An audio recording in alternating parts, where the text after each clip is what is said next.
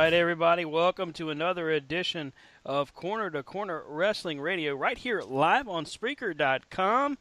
And we will be available, of course, on demand through iTunes and anywhere you might download your favorite podcasts and internet radio shows. So, I'm Stan Grubb, my tag team partner, as always, Rob Hefner. What is happening, wrestling world? It's a great night in the wrestling world indeed. Brian is under the weather this evening. Sorry to hear about that. Hope he feels better soon. But indeed. We got a lot to cover, lots of stuff in the news. Hey, and thoughts and prayers go out to, of course, our buddy Eddie Lane, who broke his toe after getting back from the Scenic City Rumble. Eddie, you got to watch out for that cat, buddy. I mean, that's just how it is. You can't kick the cat and not, risk hurting yourself or something. I just screwed up that joke, Rob. I'm sorry. Lord, I apologize. He got mad, and he probably went to eat at the diner that we all ate at that one time, and he went to get the big piece of pie, and they said he didn't have no pie. So then he kicked the table like, I'll show you. Let me tell you what he told me. Let's play telephone, right? So I talked to Eddie earlier today. But you're not going to tell nobody, right? Right. It's a secret. I mean, it's not. Just between you and me. You, me, and the 4 people that are listening at home. All right. Hi, Geneva. Hi, Mom. Yeah, right. Thanks, Mom. Checks in the mail. So he did indeed go to our favorite Tennessee hangout, and that's the City Diner. I'm super jealous of him. And get this, Rob. He had a steak ziti. Maybe it was baked ziti. I think he said steak ziti. I'm pretty sure it was steak. This is why we call it playing telephone, folks. So that sounded just tremendous. But then, Rob, their dessert menu, which is just out of this world, right? I mean, the problem we had when we went was we ate food. We should have just had dessert. That's true. I mean, just a different cheesecake for the different hour. That's all I'm saying. I mean, because this place, the menu for this place is a book, not booklet, not pamphlet, book, as in like at least 10 pages, more than 10 pages. I'm thinking. They strongly recommended it upon check-in for us when we first got there. They're like, yeah, you got to go to the City Diner. Everybody loves it. The food's great, blah, blah, blah, blah, blah. And they handed us a book for the menu for us to look over. Like, study now, because when you get there, they have no patience for you, which isn't true. The folks over at the City Diner actually were great staff. One lady even sang to me. I mean, it doesn't get any better than that, right?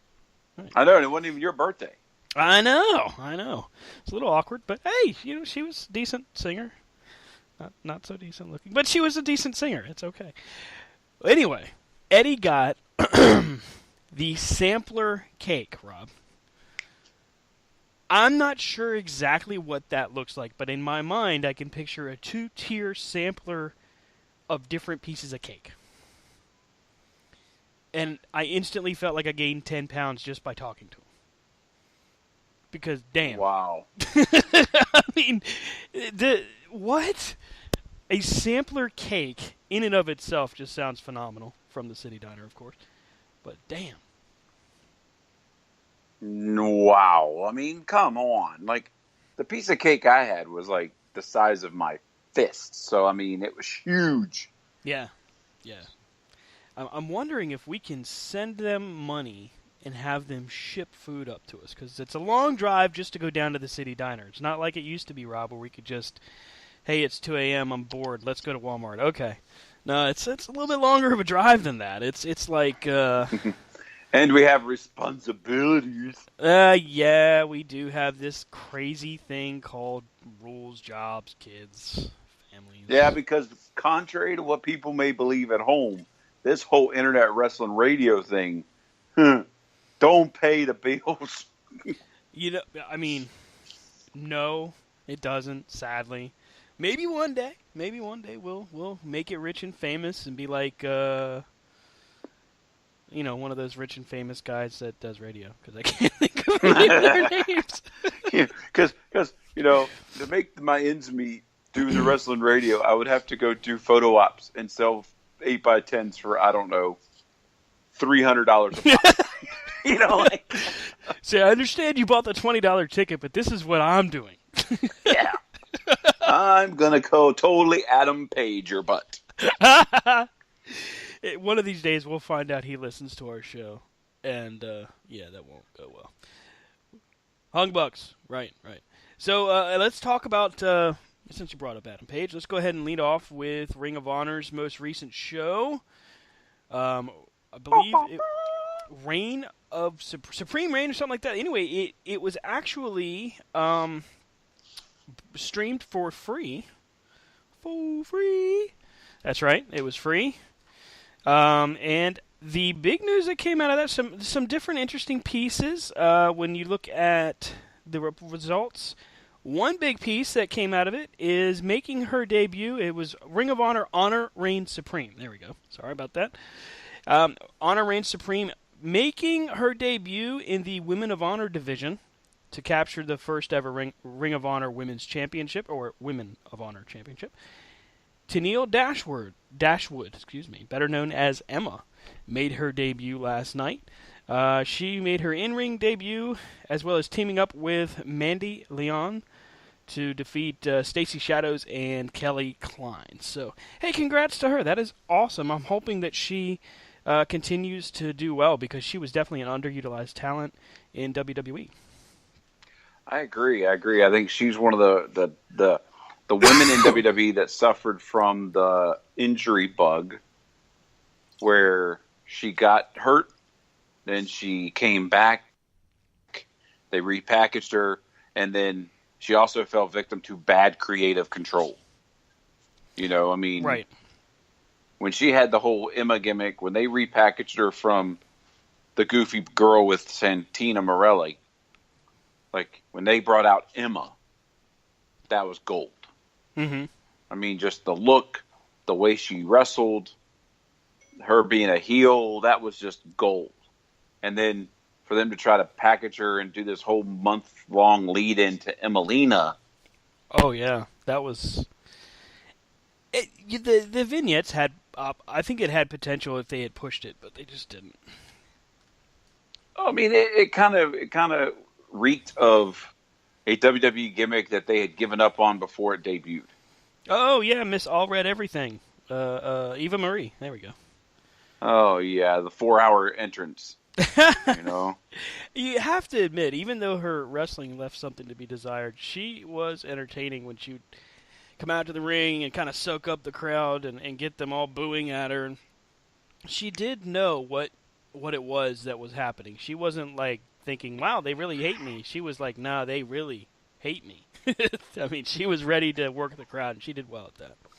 Well, I think Emma, the difference between Emma and Eva Marie is Eva Marie, you had a bad gimmick with a bad wrestler that, yes, she looked okay, but she was a victim of her own success. Right.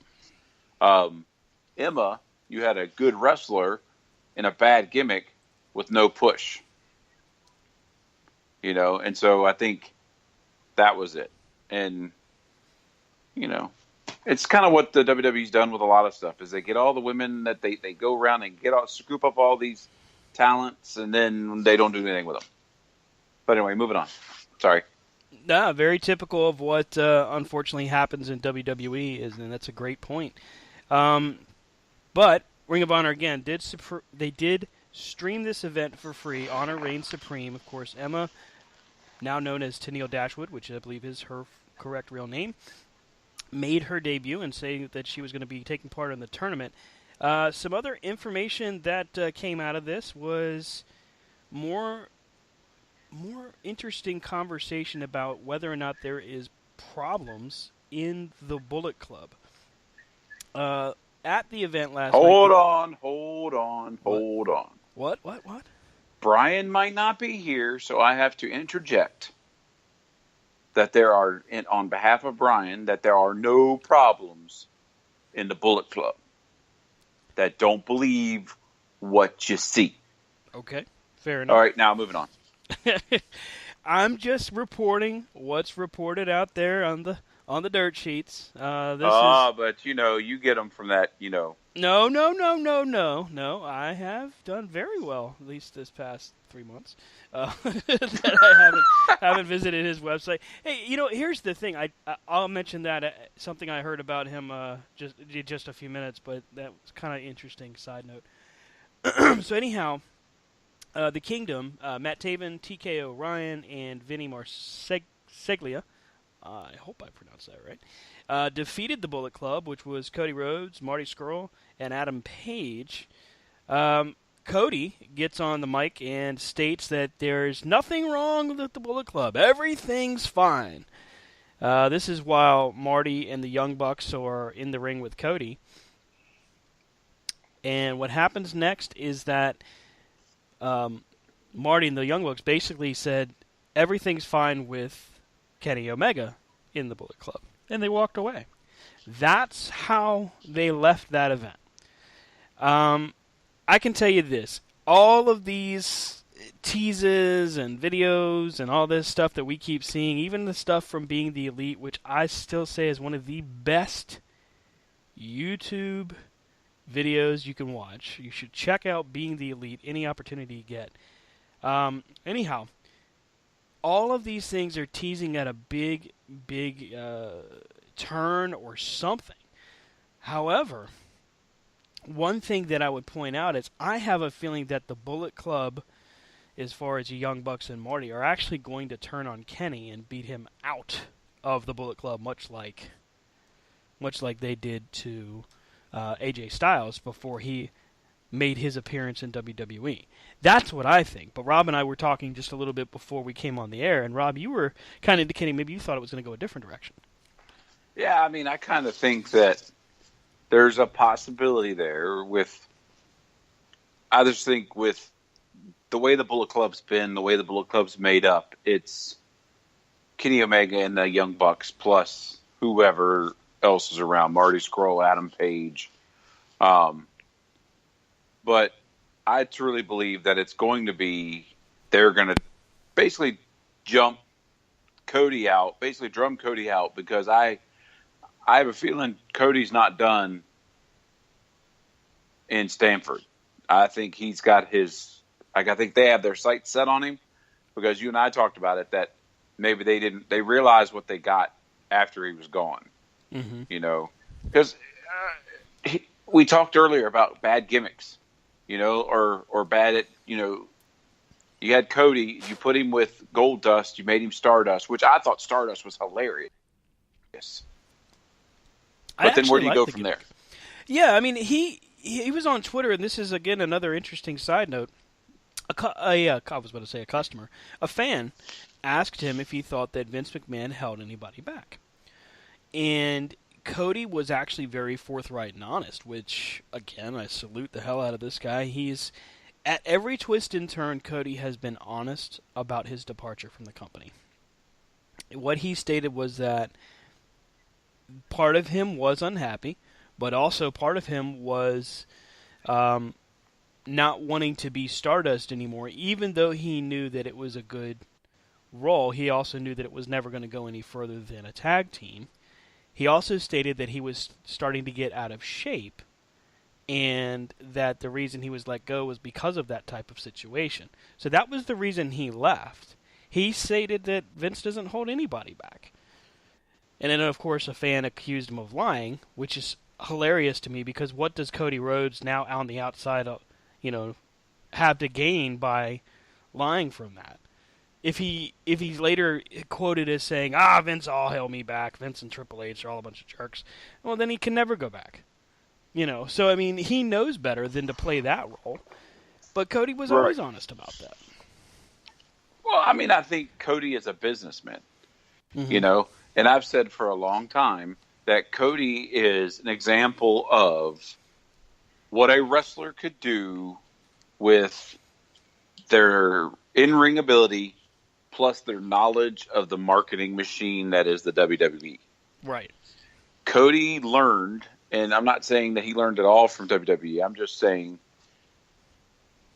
his tactics and his wherewithal, the merchandise, the different things, these are all things that wrestlers get to know that are in the machine, Right. and he's using that for on the circuit that he goes. Because I mean, look at him; he's everywhere, and he's learned how to market himself and make himself relevant and change with what's going on.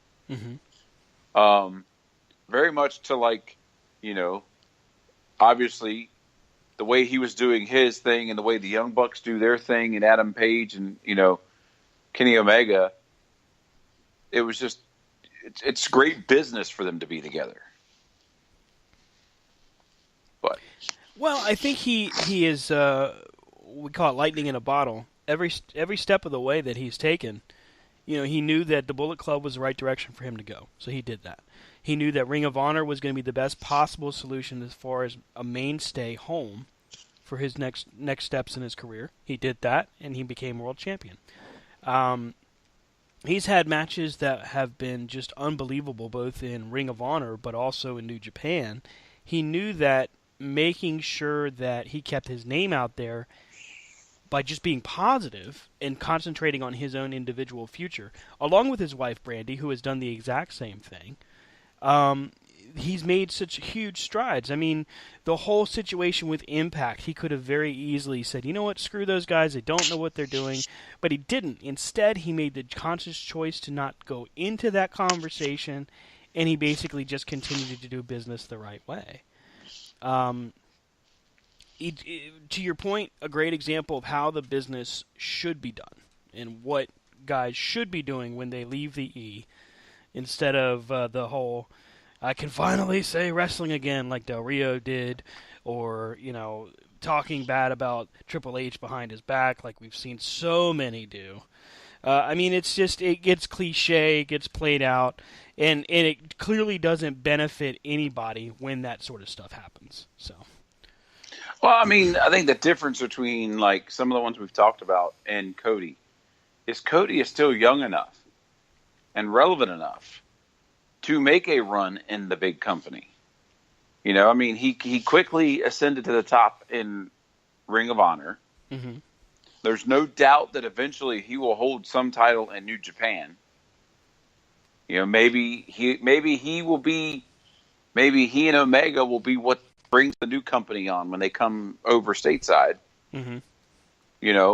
But he's young enough to go back to WWE if he so chooses, which I think, and have a viable run, and he's done exactly what AJ Styles and those guys did before they got to the E.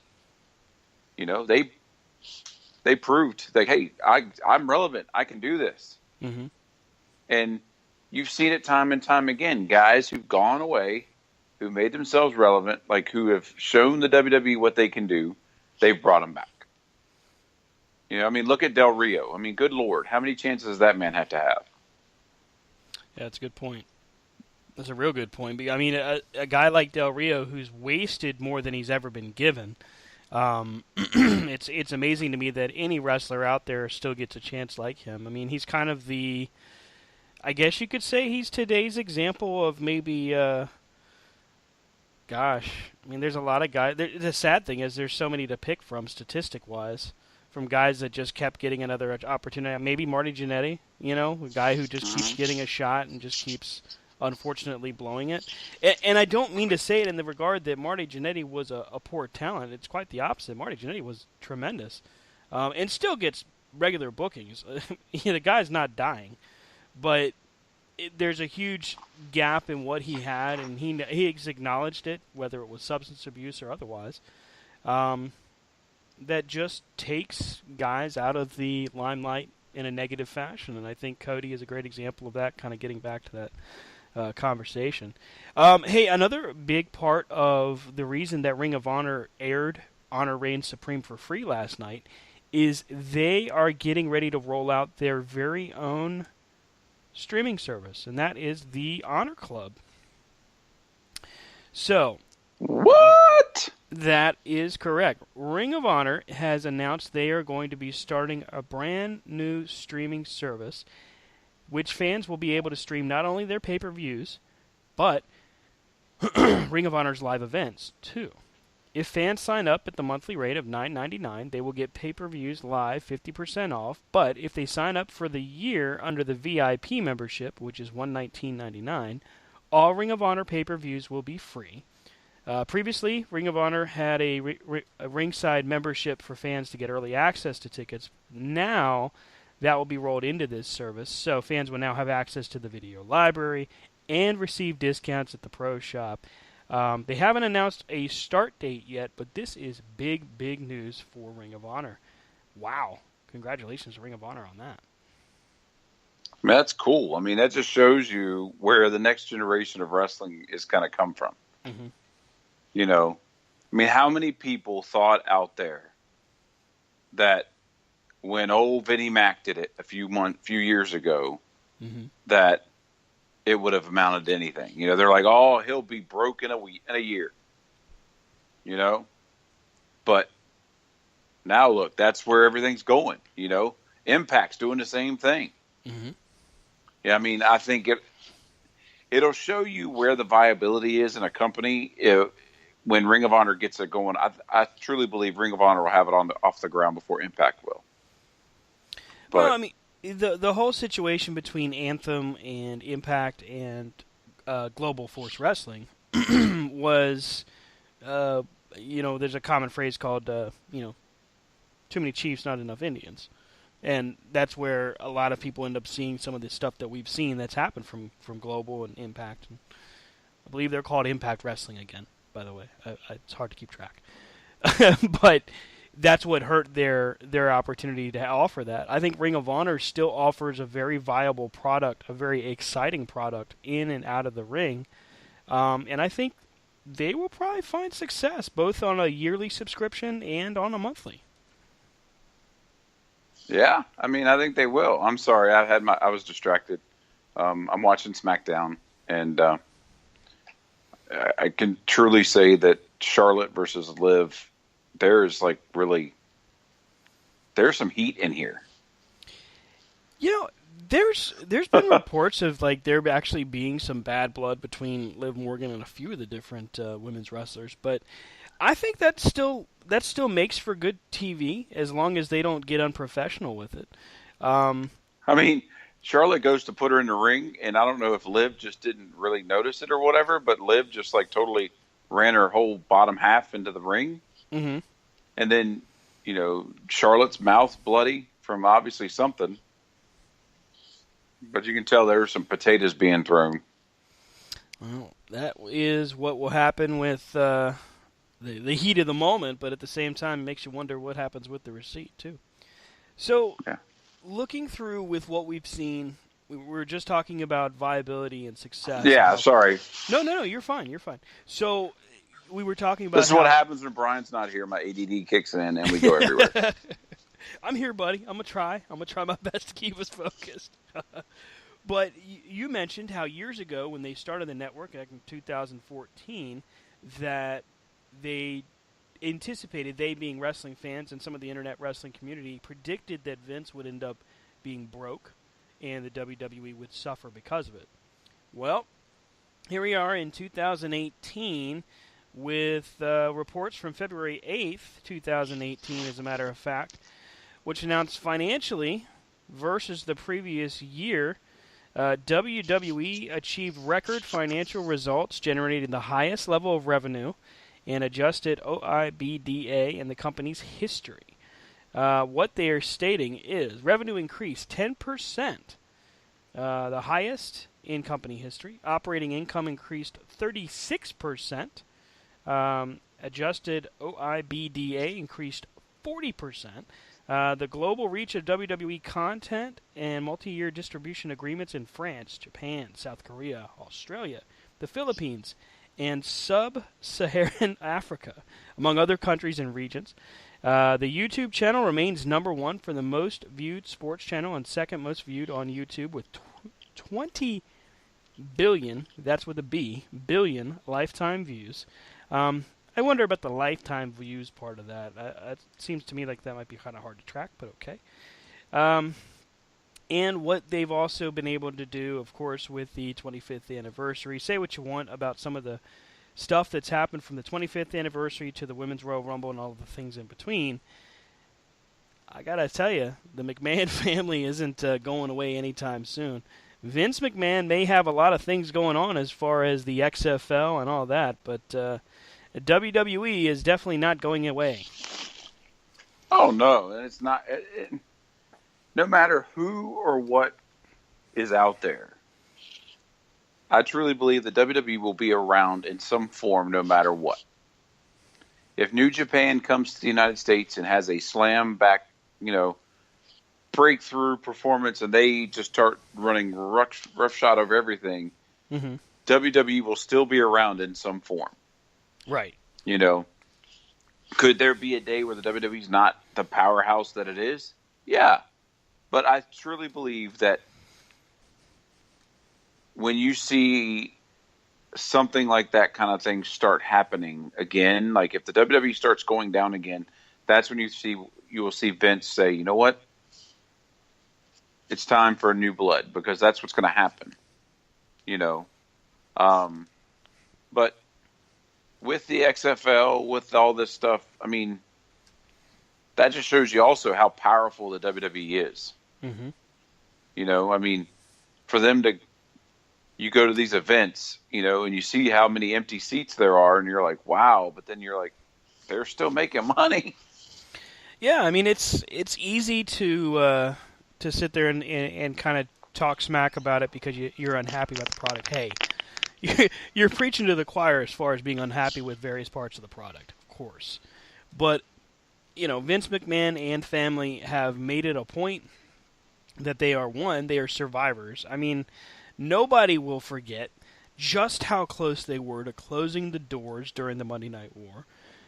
Nobody will forget just how big of a risk it was that Vince McMahon made 34 years ago when he took a risk and took a gamble on WrestleMania. I mean, these are the things that make the WWE, and then WWF, of course, the powerhouse. It doesn't mean, to Rob's point, that they'll always be the top company, but I have a hard time believing that they're really going to be not in business anytime soon. I mean, you just think about how much revenue they make on the network. Right. And I mean, the network is basically they're advertising their own stuff. Imagine how much more money they would make if they didn't barely do any more live events but they just replayed all old stuff and did network stuff and had commercials. I mean, that's opening a whole new revenue for them. So, I mean, they basically could keep the company rolling with just the network. Right. Because they own everything. I mean. Well, that's the thing. I mean, if they were to... So let's just say... Let's play the hypothetical. Let's say the WWE actually did stop doing regular events. With the tape libraries that they own, WWE, World Wrestling Entertainment, would still exist. And exist pretty powerfully. I mean, they've got over 1 million subscribers currently, which I can certainly understand the conversation of, well, shouldn't it be more? Of course it should be more, but, various mistakes and various things that you've planned poorly, you being them as a company, can certainly be attributed to that. At the same time, I mean, hey, Netflix, how many subscribers do they have? I mean, Hulu, all those other streaming services like Sling and PlayStation View, and I'm sure I'm missing a few. Direct Now. Well, I mean, you brought up a good one, like Netflix. Like, I wonder what the comparability is to those who still use Netflix for what it was. The mail order DVDs. Right. And how many people use Netflix so solely to stream movies and TV shows? It's just like, it's just an interesting question. I'll tell you this, from personal experience, having recently been unemployed and a lot of time on my hands, Netflix and the WWE Network have provided both tons of viewing. So, I mean, I can tell you this, as far as a television replacement, oh yeah, I mean, who needs cable when you've got so many different viable options? And it's only a matter of time before the WWE network itself sees growth on their network, and all they have to do is stay the course with bringing in top-name talent, which is what they've always done, continuing their vision, because when you start changing what you are to fit what everybody else thinks you should be, is when you really start falling apart. It's when you start having those identity crises. But continuing to make changes in evolution, how they have with, say, 205 Live. Now, 205 Live, just as recent as a month and a half ago, was being run into the dirt by Enzo Amore. Say what you will about the guy's we'll say personal life, because we're not going to get into that. But his professional work as a cruiserweight was abysmal, and none of us liked it. I think we all. Well, and all his promos were the same old promos that he kept doing. Right. But at the same time, I think he was in the wrong atmosphere. I think Enzo and Cass, as a tag team, had so much potential that I think years from now we'll still talk about what could have been, because they were ridiculous popular. That being said, Enzo, of course, has been released from the company. He no longer works for WWE. We no longer have a Cruiserweight champion. 205 Live's events, so we're starting to get some traction as far as attention, but they weren't really drawing. Ratings on the network weren't very good. Now, Enzo's gone. We have a brand new general manager in Drake Maverick, formerly known as Rockstar Spud. There's a 16-man tournament that will culminate at WrestleMania to crown the new WWE Cruiserweight Champion. And news as of the 7th of February that Triple H is now overseeing 205 Live, and he has been bringing back aspects of the Cruiserweight Classic tournament, including how they presented the different superstars, instead of concentrating on personalities, but more or less focusing on the in-ring work, which is exactly what made the Cruiserweight Classic a hit. I mean, it's an example of what we as wrestling fans have seen for years. You know, like, we see a great idea, too many hands get in the pot, and they make it the same thing. And then after they realize, wait a minute, we need to change the way we're doing things. And hopefully them bringing it in, I mean, my complaint has always been, why do I need to watch 205 Live when I can see all the good stuff on Raw? And then you have all the angles, and for those who have been to a SmackDown Live event and seen 205 Live, you know what I'm talking about when I say there's only so many 4-man tags, 8-people tags. You know, like, you have one singles match and then the rest of the division's all in a special tag team match. And you're not showcasing anyone. Right. You know? Well, and that's the big part, is like all the different multi-man tag matches that they were putting not just on 205 but also on Raw to showcase what was supposed to be your innovative division that actually got buried because apparently, and we don't really know exactly what they were making decisions on with this, but we know that what we've read, and we do try to take it with a grain of salt, but with what we've seen and what's been indicated in the past few weeks, I think it's hard to argue with it. Vince was more driven towards the characters and personalities of the different wrestlers. Triple H made the change to make it more focused on the wrestling itself inside the ring and focusing more on the in-ring product.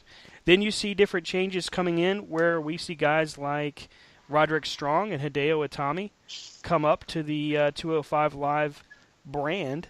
And, I mean, these are huge pickups for that brand and for that roster. Exactly. And, I mean, it's going to be great to see in a couple months. You know, it's the same kind of, like, you know, it's the same kind of outlook we all had when they did the brand split, you know, and they had, all right, well, it's going to be Stephanie running this show and Shane running this show, and we're all like, yay. And then we had the first one where Raw was like, all right, we'll move the announcers, and then they had that good episode where they had the wrestling, and it's like, So then it slowly went back to what? The same old, same old. Yeah, exactly. It really did. It was more focused on promos and the stuff that, I mean, can be good, but it distracted from what they had made the change to actually get to. So, I would say that, and this is something that I know a lot of people agree with. I mean, with all due respect towards what Enzo had to go through, and this is something that was submitted actually through the chat. Enzo's, that whole drama. We have a chat? We do. We have a chat there on Spreaker.com. If you go to Spreaker.com, go to our site here. It's Spreaker.com/user/corner, the number 2, and then corner. A little bit long. I wish we could find a way to cut that down, but we'll do Someone's that. listening? Wow. Hello. I know. It's crazy. Hello, listener. But but the drama that Enzo's situation caused has actually really been the best thing to happen to 205 Live. I mean, everybody is talking about 205 Live, and I completely agree. I mean, it's a situation where they took lemons and made lemonade, or took chicken stuff and made chicken salad, or you know what I mean. It's it's really, they've made the best of a bad situation, and it's a very good point that's made there. You know, there's a lot more to be said when it comes down to the focal point of the machine. And we call it the machine because, I mean, so many people get caught up in just saying, yay, WWE, everything. And, well, I think Corner to Corner's focus when it comes to WWE is always twofold. It is the biggest company in the world today. Regardless of whether or not that's true or not, it's still the biggest game in town, and we don't necessarily like it or dislike it all the time. What we do is my phone is freaking out right now. We don't necessarily like it or dislike it. I was going to say, somebody is disagreeing with you right now. I think my phone is disagreeing. But I think we don't necessarily bow to one step or another. We make sure that we're honest. We try to be fair. I think Corner to Corner has always been the type of show that you could count on that would identify what you're going to say, but at the same time try to treat it with the respect that's owed, because, you know, much like the Women's Rumble, I mean, there's a lot of different opportunities that were missed there, but to not point out the obvious, which is it was indeed a history-making event, I think is just silly. And to say that, you know, Ronda Rousey takes away from Asuka is, on one hand, it's obvious, and then on the other hand, it's, well, but did it really? Because now everybody's talking about WWE, Ronda Rousey, Asuka, the Royal Rumble. I mean, you can say what you want, but everybody's talking about it, so it's kind of hard to argue with it. Well, like you're saying, I mean, on one end, you're like, all right, there were some missed opportunities. Mm-hmm. All right. And I think everybody will say, you know, there was some surprises that shouldn't have been. There were some prizes that, like, totally knocked our socks off. Right. And I'm one of those that I thought they could have done Ronda Rousey different. Sure. Because, you know, Asuka. But then again, you got to look at it. For the first time ever, they had a women's only Royal Rumble. That main evented the Royal Rumble. It wasn't, right, it main evented. It wasn't the pre-show. It wasn't a Survivor Series debacle. It was the Royal Rumble. And then when you think about it, yeah, Ronda Rousey came in at the end. Again, and Asuka was in the middle of the ring, and so was Alexa Bliss and Charlotte. Yeah. But then again, you look at it from the real world, from the outside world, and WWE just signed the baddest woman on the planet. Right. You know, I mean, a woman not long ago was the most feared woman that stepped in the octagon, mm-hmm. who is now on the WWE's payroll. So, I mean, look at there. Right. I mean, and it's easy to just sit back and say, screw this, I'm canceling the network, or screw that, I hate this company, F this company. You know, you see the different hashtags like Takeover Raw or Boycott Raw, cancel Alexa, the network. Stop. Ah! Somebody Sorry. said Alexa, and all of a sudden, hello. I'm starting talking about the Royal Rumble, and next thing I know, the Echo Dot in the other room's like, "Sa-da-da-da-da." You should have put the mic up to it. Let's hear what it's gonna. No, we'll get sued and people will get mad. Can't Copyright. do that. Yeah, right. Trademark infringement. But I think it's interesting Because the one person listening to us is a copyright lawyer, and they'd be like, "Gotcha." I hate those bastards. They're going down. Yeah, Unless you're the only person listening, and then we love you. I said last week that I got lambasted on Twitter for stating that the women's Rumble, could have been so much bigger, and it was because one, it was a female fan that it was very passionate, is very passionate about being a fan, and really, really took umbrage with what I said because she felt that it was kind of dismissive of the fact of the magnitude of the event. And I can see how that can be conveyed because here's the deal. When you type something to somebody in a text or in a tweet or a Facebook message, it's kind of tough to put tone into that. But nobody questions the magnitude of the event. As a matter of fact, like we just said, biggest women's event to happen at WWE ever, got mainstream media attention, and, I mean, it would be foolish to point out that yes, it could have been so much bigger without pointing out, hey, I mean, you saw some pretty awesome people come back for their surprise entries like Lita and Trish Stratus that were really cool. And Beth Phoenix, of course. And then you saw some others that kind of made you scratch your head. But at the same time, this was WWE's opportunity to highlight the women that have worked their butts off to get to the role where they were at when they decided to retire or became Hall of Famers, or that they're at the role they're at now within the company. They did it the best that they thought they could, I guess. Well, I think it was also a chance that this was the WWE's opportunity to combine all the eras. Right, exactly. Of wrestling that they had. You know, this was like, all right, we're bringing you all together because every part of this, each section had something to do with why we're here where we're at. Right. And if you would have said 5 years ago, 3 years ago, that there was going to be a women's only Royal Rumble, which I say women only because, I mean, you know, I think it would take away if you mixed them. You know what I mean? Yeah, I mean, it's hard to... Not to, insinuate that. I'm just saying for the event, I mean, it was more powerful. It was more powerful for them to say a women's only Royal Rumble than saying, all right, the women are now in the men's Rumble. You know? Right. And at the same time, I mean, we have to identify the obvious. You know, we're guys. We are used to a specific setup of wrestling. It's not good or bad or indifferent. It just is what we've witnessed through our life.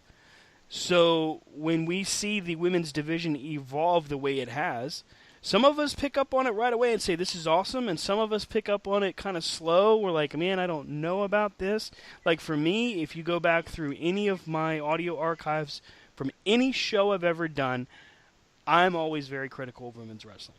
Because by and large, most companies that book women's wrestling are looking for two main things, T and A, to keep it clean. But that's usually what it was. I mean, the Divas division, the Attitude Era, Sable, all very capable women that performed, but at the same time, I mean, what were they focusing on? They weren't focusing on their wrestling ability. They were focusing on, are they going to pose for Playboy this year? Are they going to be Vince McMahon's love interest in this storyline? Or are they going to be somebody else's love interest? Or are they finally going to break the mold? You notice how I said that towards the last part of that, because that's the truth. The truth was, breaking the mold was last on WWE's list at that moment, because they didn't really know that they had to make that change. And as it evolved, I mean, with what we saw in NXT, with Paige, with Charlotte, with even Natalya, who helped guide those women, those ladies, up through the ranks, so that now we have Sasha Banks, Bayley, Charlotte Flair, Liv Morgan, Ruby Riott, Sonya Deville. The list goes on and on. Asuka, of course. Now we see what women's wrestling is really all about, which companies like Shimmer and Shine and Valkyrie and Roar, all of these other companies that have been doing this for years now going, hello, we told you so. Yeah, you're right, you did. And it's good to see women's wrestling finally in the proper perspective. But yeah, I mean, we as fans adapt and evolve, and we all do it different steps and different stages. Exactly. And I think, a simple phrase to sum it up is, how long has it been since we've seen a bra and panty match? It's wow. That's kind of an interesting question. It's been a good while. Because it's not needed. The female talent are finally given the time and the time and development or whatever to make their characters get over without resorting to that. Right. Because they're getting over on their ability alone. Right. Because one thing I will say about us here on Corner to Corner and any other place is, like, when we talk about female talent, we don't talk about, oh wow, well, they're hot, but it's all right. They can't wrestle. Right. I mean, look at what we talked about Eva Marie. We compared Eva Marie and Emma. Well, Mm-hmm. Emma, the difference is Emma can wrestle. Eva Marie was just there because she was there. And even when we complained about the Bellas, at least the Bellas were improving. I mean, right, they improved over time. Mm-hmm. So, in this day and time, it's just like, I mean, look at Lana. Okay? Lana's an example of she needs more time to develop her craft. Mm-hmm. But unfortunately, she's developing her craft on live TV. Yeah, very true. Where Charlotte and Becky and all the ladies out there have been able to develop their talent at live events, in the Performance Center, in the indies, in the local, whatever. And now they're at the big time. They're making the move with her. They're like, all right, well, let's put Lana on television. And then it's like, oh, wait a minute. Mm-hmm. Well, I mean, it's an indicator of, and this is kind of where WWE's overall reach is really evident, because what you see on Total Divas with Lana and how she's training, what we see with Lana, also known as CJ Perry, is really what you see. CJ Perry, the athlete who wants to be a successful women's wrestler, who's working her ass off and gets, she gets picked on by Natalya. She gets told maybe this isn't the right business for you and stuff like that. But that's the stuff that I think if more fans could identify with Lana as CJ Perry, that maybe she would have more success just as a character. But at the same time, I think that you're right. If Lana or CJ Perry, and I'm sorry to just throw real names out there, but she's known as either one, it's a situation where she could definitely benefit from more time in a NXT kind of training environment. But now NXT is so hot with all of the ones that they have. That's not even a training center anymore for them. You've got your tryout, your performance center people, and then you've got your first shot at the big time, which is NXT. You don't have to be on Raw now to be a huge star in WWE, because now you go through NXT, and if you win their title, if you make a way for yourself and leave that company, leave NXT, and go to the Indies again, you could almost say you got it made. Look at C.J. Parker or Juice Robinson. Look at some of these other guys that Bull Dempsey is another example. These are guys that did very well in NXT. They didn't necessarily make it to the main roster, but they did very well and got a great amount of attention. Now the indie bookings are successful. Another good example of that is Martin Stone. He was very successful there, or Danny Burch. But yeah, to your point, kind of getting back on track, Lana is one of those people that could definitely benefit from more time to really get herself to a comfortable position within what she wants to be as a wrestler. I also think they didn't do her any favors by focusing so hard on her as a manager and kind of taking her away from that training. Well, and I also think that when they brought her up as a manager, and then they realized, oh, wait a minute, she still wants to do this, and hey, maybe there's a spot for her, because at the time there was. At the time they weren't very deep when it comes to female talent. That it was your top tier, and then there was really not much. Well, then the problem, they also brought her in the gimmick that has never worked with anyone. They did exactly to her what they did to Emma Marie, like the same thing we talked about. Mm-hmm. They had this whole thing of leading up to, it's Lana. Instead of doing a gimmick where her and Rusev were in the ring and, they could have had her, stop somebody else or whatever, then that person has to get them a partner, and then it's Lana and Rusev versus these two people.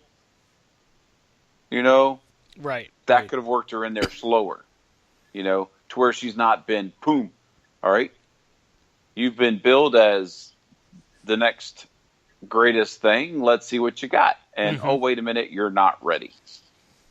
And I mean, and that's what we see from a perspective of watching on a weekly basis through television. What we see as through the television set. Yeah, exactly. I mean, but what we see, like when we go to a live event, when we go to UCW, when we work there, or when we go to one of the other companies that are in the local area just to watch, we look at it from the perspective of what is the crowd doing and how is this person performing. If Lana was in an independent scenario, I happen to think she'd probably do pretty well because the pacing of that would be more to her speed. What I mean by that is she would have a opponent that's going to work with her rather than against her. Once you get to that certain threshold, that top of the food chain kind of mentality, it's a dog-eat-dog world. So if she's in the ring with Charlotte, Charlotte's trying to do her best to make the match good, but at the same time, Charlotte is trying to protect Charlotte. And it's not on purpose, it's just what she has to do as Charlotte. Sasha Banks, Paige, Bayley, it's because if you look in every wrestler that we've ever interviewed, every wrestler that we've ever read stories about, there's always been that moment where they were told, you're not good enough. Mm-hmm. Right. Right. They were always told, this is not for you. You got to think about it. What are you thinking? What are you doing? Well, the whole point is they were gut checking them to see if they're going to show up tomorrow. Right, very much so. And basically what they did to Lana was they gut checked her on national television. Mm-hmm. Are you going to show up tomorrow? And that's what Natalya is doing on Total Divas, I guess, is, hey, are you going to show up tomorrow? Do you have what it takes to do this? And to all purposes, she hasn't stepped down. She hasn't stopped. Mm-hmm. So, I mean, in time, will we see her? I think so. I think the Mixed Match Challenge, I can't say that word, I don't know why. The Mixed Matched Challenge has been good because, again, she's being put in there with somebody she's comfortable with Rusev. And, but good for her that they want to put her in wrestling is because, hey, Aiden English needed something to do. And we would have never had Rusev Day. And how amazing is that? I mean, Rusev Day in and of itself is just, it's phenomenal. We love Rusev Day here at Corner to Corner. It's a good point. I mean, the gut check that you talk about. You see a lot of younger wrestlers go through that. I mean, Hogan talked about it in his book. He went to training, went to a tryout. They broke his ankle. Come back when that heals if you still want to be a wrestler. That's a gut check. I mean, most people would say, yeah, screw that. Nope, I'm done. We're all done here. I've lived my dream for the moment. Some people they do that. But it's what you're going to do to get to that next level, to get to that point where you say, hey, I'm still here, asshole. You're not getting rid of me. I want to be successful, and I'm going to do the work, and I'm going to get there. And I think that's a testament to Lana's dedication to the craft. To Rob's point, I think it's going to take a lot of time for her still. But what we see of Lana right now may not be the full representation of what Lana can truly do. Because as we've seen many, many times, some wrestlers go to WWE and get their opportunity and flop, and then they get outside and they're like, "Oh my God, I can actually do this without a road agent in my ears saying, 'Hey, you only got 2 minutes. Hey, you only got 6 minutes.'" They get an opportunity to really learn, to evolve, to call it on the fly, and that's one of the things that you can't teach a person right away, but you just learn it. Mm-hmm. You see it with guys like Flair through the years, Sting, Hogan, just to name a few. And of course, those are huge upper echelon names, but the example is there. You don't just get that after only 3 years in the industry. Although maybe you do. If you ask Hustler Rip Rogers, he tells his students, "You got an hour. Fill it. No, you call it in the ring." And I'm impressed by that. If you can get a performer that says, "Yeah, I'll do that," and make it entertaining, you've got something. Yeah. I mean, and all these people that you've seen, like you made a point. You know, how many guys have you seen? I mean, let's go back to the the character days. Mm-hmm. All right, and you took Steve Kern and made him into a character, and then didn't give him any chances. I mean, how many times did they bring in bona fide guys from the indie circuits, bring them to New York, make them some cartoon character, right, and then they never got to show what they know what they can do. You're saying Skinner wasn't a bona fide star? You know what I mean? I mean, that's just look at Lex Luger. Oh yeah, great example. I mean, you bring him up, you make him the narcissist or the Lex Express. And so, I mean, I know that's old ways of saying it, but that's the thing that's been going on forever in wrestling, especially at the big type with WWE. Yeah. You know? I mean, because we've all talked about it several times about when Shinsuke and AJ Styles came to WWE. Yeah. You know, we all said, like, will they actually let them do what they can do, or are they going to WWE-fy them, Vinceify them, and make them just cartoon characters? So, well, I think they tried. I think there's a portion of, I want to word this right. I think there's a portion of WWE that has said, "Yeah, this is what we want. This is what we want of AJ Styles and Shinsuke Nakamura." But the lesson got learned by Vince McMahon when he saw, wait a minute, AJ Styles is probably the most popular performer we have. Can't really make him into a cartoon if he's the most popular guy. Let's see what he's got. He got his mind changed, and that happens. I mean, it's the same as any other company that you get involved with. I mean, look at Sami Zayn. I mean, if we're looking for the guy who is bona fide, got talent, Mm-hmm. you know what I mean? Find the old videos of him and what he's done before he came there. And it's like, if they would take the reins off of him and let him be who he could be, like, wow. But then again, like you said, Vince is a victim of the internet. Yeah. Because now, in the day of your smart fan, we all know, wait a minute, AJ Styles knows more than 5 moves. You can't pull the Hogan crap on us anymore. So, well, I mean, they try with Roman, don't they? See, I'm not going to glorify that with an answer because I know that's your buddy. Like, you're a Roman Reigns fan club carrying member. I think you're the president. So, like, maybe I am. And I'm fixing a tea so that all those people can sit there and, what's going on with the cup? Well, Because I'm fat and I'm thirsty. long as you're not taking a leak right now in the air, I'm pretty sure people are good. Yeah. Yeah, the guy's like, oh, really? I had to listen to this video? Come on. That's just me urinating. Pay no attention to the man behind the curtain. I mean, Roman Reigns would be an example of exactly the opposite, Like, the good majority of wrestling fans are like, we don't want to see Roman Reigns. But then you have the heart, you have those certain ones and the ones who are buying merch that are saying, oh, wait a minute, we love Roman Reigns. So if any Matt's looking at T-shirt sales and saying, "Ha, I'm going to give you Roman Reigns again," or as I'm watching TV, there's old Randy Orton. Bleh. How crappy was that when he hits the RKO on Bobby Roode? I'm like, come on, damn it! It For just why? makes you Like, it just makes you afraid that he's going to end up being U.S. champion and take it away from Roode. I mean, it's just one of those things. Like, why? Why do we need it?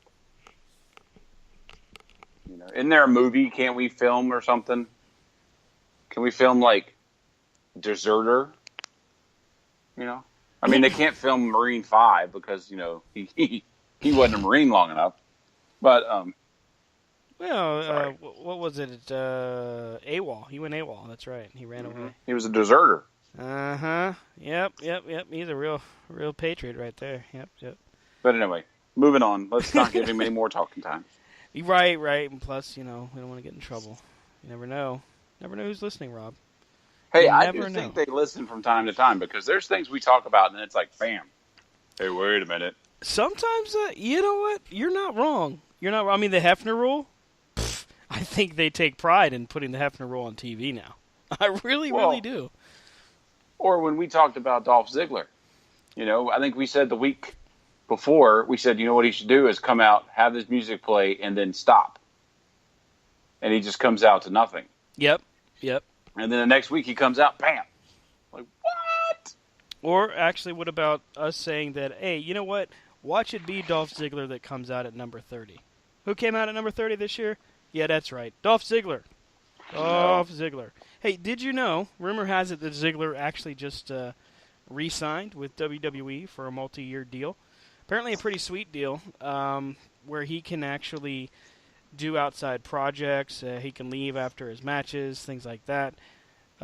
Which I wonder how that will be received by everybody in the back, because it's kind of a big no-no if you leave before the event's actually done.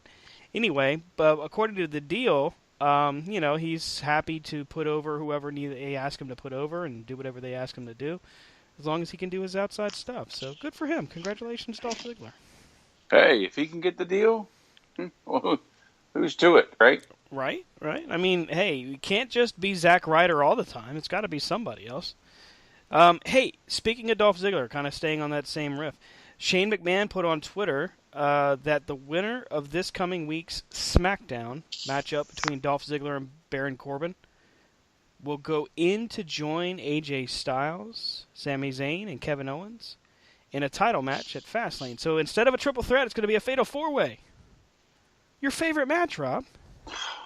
Holla, holla, player. We're going to have a tag team match next. Teddy Long sitting there going, wait a minute. Well, now they've got, at least 2 weeks worth of build-up. Well, let's do a tag team match where it's Kevin and Dolph versus AJ and Sammy. No, we'll mix it up the next week. We'll do Kevin and Sammy versus AJ and Dolph. Yay! Yes. Notice how neither one of us have said that we think Baron Corbin's going to win. Poor Baron. I think Baron Corbin was great as the U.S. champ on that level. Mm-hmm. I think there's a great series there with Baron and Bobby Roode that's not being done. Mm-hmm. I mean, I like Baron Corbin, but that's the problem when you have titles and apparently in one of the things the storyline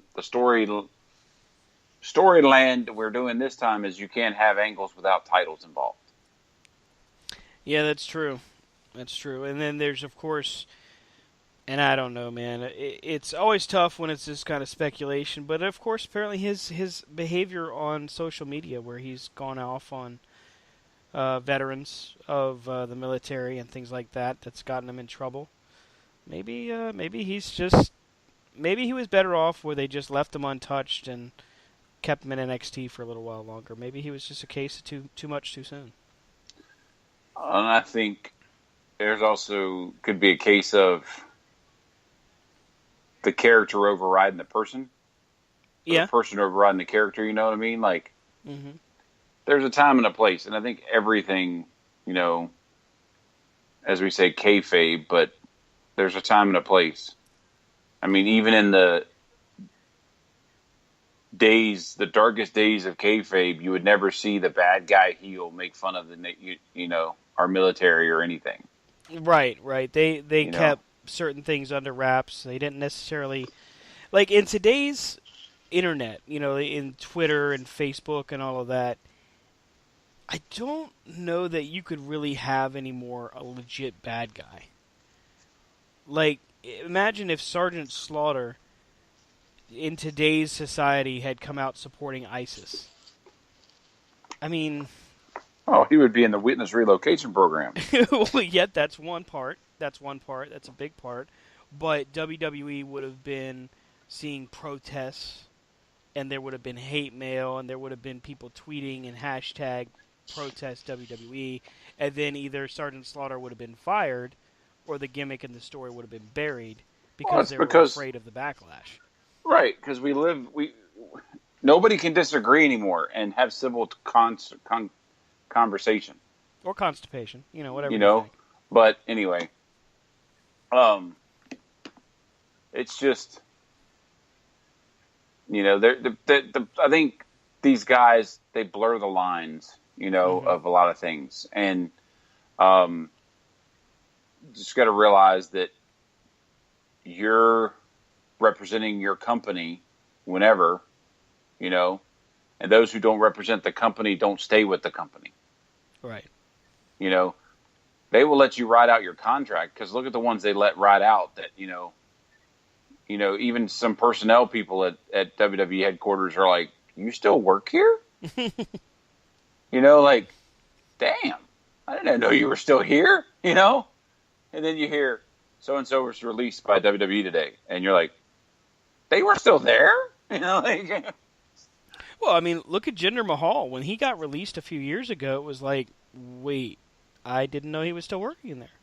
Like, I mean, the Hornswoggle, when he got released, it was like, well, he had been off TV for quite a while. What? Huh? I mean, so there are these guys that take up space there that, I don't like wording that like that. Not necessarily take up space, but they play a role, and maybe they get complacent or whatever the case may be. And then, just like Rob said, they get released, and it's like, oh yeah, they were there. I mean, sad part is, Zack Ryder. If he ever gets released, it'll be like, geez, that was maybe 5 years too late. for him. Well, yeah, I mean, because imagine Zack Ryder is vastly popular. I mean, we make fun of him if you want. I get it, but his popularity is pretty big. This is a guy that got himself over through YouTube. I mean, when you look at it, bona fide, I mean, he is a former U.S. champ, a former Intercontinental champ. Mm-hmm. He's just, again, he's fallen he's fallen to the waysides of, we don't have an active storyline for you right now. Right. So,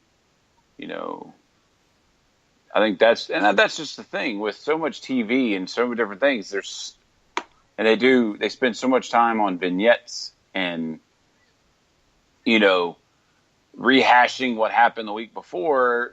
You could be putting matches in there, go back to the old days of you've got 5-6 matches on a card.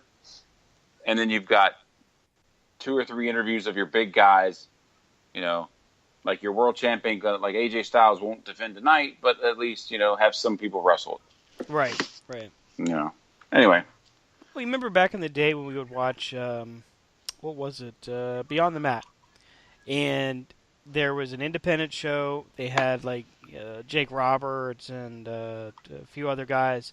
But you saw, like, in the crowd of people in the locker room, like 30 different guys that just show up to the show hoping they can get booked and hoping they can get a match. And then the same 6 or 8 guys that get put on the show are the ones that make it, whereas the rest of them are like, oh, wow, I guess I sadly came out for nothing. Maybe they got a chance to make some connections backstage. Of course, we don't know that stuff. But for what we saw on the screen, it was like, wow, that's really kind of a cutthroat deal. But that's the kind of situation you see guys like Zack Ryder and Mojo Rawley, Dolph Ziggler, Baron Corbin, maybe even Aiden English, except for the fact that he's got such a good role with Rusev right now. But those are kind of the examples. Those are guys that have done everything that everybody else has done as far as training and even had shots at success, but for some reason they're just put in the background because they don't have anything for them. It's now a cliche. When creative doesn't have anything for you, there's podcasts called that. Creative doesn't have anything for you. It's a cliche now. It's kind of sad, actually. Right, we've all said it, You're sitting there watching the show, and then they do one of those vignettes backstage, and you're like, all right. Or they do a run-through, like a run-out, and then you're like, wow, you put all your crap on just to come and do this one thing? Right, right, exactly, yeah. And then what we don't know is that, they're just there, and so, hey, but we've seen that, and my argument's always been is there should be more focus on a lot more talent instead of just the same 5 people. Mm-hmm. But maybe we'll see some things change with, the change of the thing of the changing of the guard at 205 Live. Maybe they'll put more people on 205 Live. Exactly. I mean, there's been some positive changes with that. Of course, we mentioned it. Roderick Strong, Hideo with Tommy. Mark Andrews was on there just recently. He took on Akira Tozawa, who, by the way, his segments on 205 where he's pretending to kind of be like Vince McMahon, hilarious. If you get an opportunity, you should check those out. Staying on kind of the 205 Live vibe, Austin Aries was recently quoted on a conference call for Impact Wrestling. This is kind of interesting. That he'd be open to a WWE return. Apparently, he said in his quote, I had a great experience and will always be grateful for the opportunity, said Aries. Coming out of the other side has definitely raised my notoriety. For me, going there was an opportunity to see how things are done at that scale. I benefited from it, and if the situation was right, I would entertain the opportunity to go back. That's on a different company's conference call. I don't know if I'm the moderator for that conference call. Can I just say I wouldn't let that question go through? Well, if you're the moderator for that company, you're probably also got your own resume that you're hoping to update. And, hey, Austin, can I go with you? It's just the way the business is. Yeah. And he is first to admit that, maybe his run there he was one of the ones we talk about. His run in WWE was not what it should have been. Very true. There's no way that he should have lost to Neville as many times as he had not taken that title. Like, he should have taken the title. And that's a mistake that WWE made. But I'm glad he's finally getting a chance to have his due on that fill your name in here program. Right. I think Aries is a great example of creative doesn't have anything for you, so you're going to have to find something else. And he did, and he made it work, and he's now Impact's world champ. And again, while we do give them a hard time and make fun, I kind of hope that Impact can turn this around so that we can see another company out there. Hey, the stuff that happened with Booker T and Corey Graves. That was serious. I was scared. Booker T had stated in his Heated Conversations radio show podcast that apparently if and I keep laughing because it just seems silly to me, but Booker T stated that if he ever saw Corey Graves out in public or out in the street, that he would, quote-unquote, deal with him. I gotta say, on the surface, that's pretty unprofessional, and I'm thinking if Booker T really wanted to go back to WWE, he'd probably say, nope, not gonna do that, I'm just kidding. Corey Graves, of course, comes out on Twitter a few days later saying a quote from Art of War by Sun Tzu, which everybody's like, wow, that's kind of crazy, and He's like, and yes, this really does mean what you think it means, and everybody's thinking this is building up for some kind of something. Maybe there's some real life heat there. Well, let me just put this out there. As of today at about 1 o'clock this afternoon, a report comes out. Corey Graves came on Booker T's Heated Conversations podcast, spoke to him on their quote-unquote real-life heat. Both guys came out to say their whole beef and the smack talk that they have been spoken against one another was all a work. What a shock. Corey went on to say that they have said to each other was all for fun, and there's downloadable audio if you go to lordspain.net if you want to check that out. Rob, I know that we all were talking about that in different points. Does it surprise you that we all kind of got caught up in that moment, that we kind of got sucked in? They were going for the edgy, it did what it served the purpose that they wanted it to. It kept them talking, it kept us talking about them, and then when they came out and said, "Oh, wait a minute," and they probably came out and said what they said because probably the powers that be were like, "All right, y'all got to cut it. This isn't funny anymore. It was meant to be funny, but it's not funny anymore." So Right. Well, you would think that Michael Cole would have had more to say, with the fact that he got shoved. He shoved to Braun Strowman while Booker could run away. Yeah, that was pretty courageous, I think. Right. But that's just, it's that shock and awe kind of thing that we're going for. Not we're going for, but. Do you think one day we could ever get people suckered in like that? We do every week. Maybe people tune in, or the one person tunes in to actually hear if we're going to say something surface of a reasonable thought, and then they're like, "Oh, well, I got again." Ha ha! Suckered you into listening, thinking there'd be logic. Ha ha! Fooled you. Hey Rob, did you know that John Cena wrote a children's book? I have seen it out, and congratulations to John Cena. Sometimes, Rob, all it takes is a little elbow grease. Sometimes. Never mind. It's going to be nice. I mean, it's interesting to me. It's 40 pages. The book is written for ages 3 to 7. By the way, that's a huge age bracket. And as a parent of kids that age, there's no way that I want to sit down and read them a 40-page book at night. You know what I mean? Like, yeah, you want to sit down, you read yourself like a 10 or 12-page book or something like that, some cutesy story. But like 40?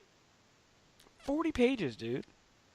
I mean, that's a chapter. I mean, are 30 pictures? If you're like me and your kids say, "Hey, read me a story," you're like, "Sure." And then you look for the thinnest, least print, because obviously I can't read out loud very well, book that you can find. 40 pages, dude. 40. Wow. Here's the write-up on it. It says, "Meet Elbow Grease, a little monster truck with a big problem. He's smaller than his 4 brothers, but wants to prove that he has the guts and the grit to do big things. He decides that entering the demolition derby is the perfect way to show everyone what he lacks in horsepower, he makes up for in gumption. From multi-talented mega celebrity John Cena comes this exciting story about the importance of believing in yourself and never giving up. Full of high-octane illustrations and a new character kids will cheer for." See, I told you I can't read out loud. This fun and fast-paced book provides a little elbow grease. Can go a long way. Oy.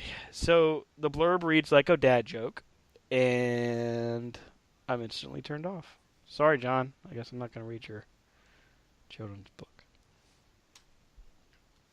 You think he cares? I'm not going to read his book. No, because he's probably sold 15 million copies. Right.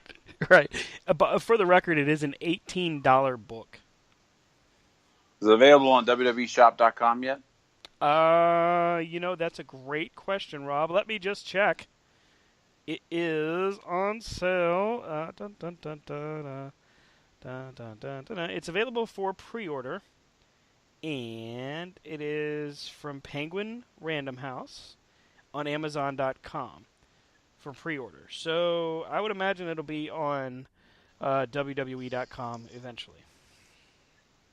Well, good for you, John Cena, for writing a children's book. October 9th is the... wow, that's a long way away. October 9th?